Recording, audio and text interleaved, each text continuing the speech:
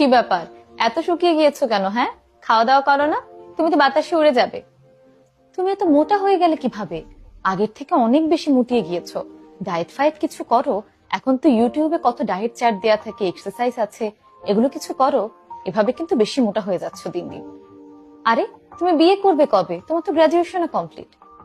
বিয়ে করেছো, এত বছর হয়েছে, এখন একটা বাচ্চা নিচ্ছ না, পরে কিন্তু অনেক সমস্যা হবে। তোমার স্কিনে এত দাগ কেন? স্কিনটাকে তো একদম নষ্ট করে ফেলেছো। কিছু মানুষ আছে দেখবেন, আপনার সঙ্গে দেখা হলে আপনি কেমন আছেন সেটা জানতে না চেয়ে এই ধরনের অপ্রাসঙ্গিক প্রশ্নগুলো করে।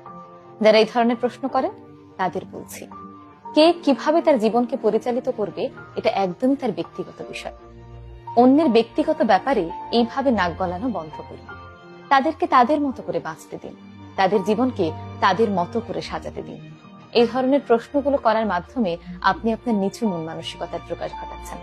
কারোর সঙ্গে দেখা হলে আগে তার সঙ্গে কুশল বিনিময় করুন, সে কেমন আছে জানতে চান।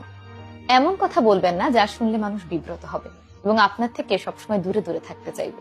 এতে কিন্তু আপনি একজন নেগেটিভ মানুষ হিসেবে প্রতিষ্ঠিত হবেন।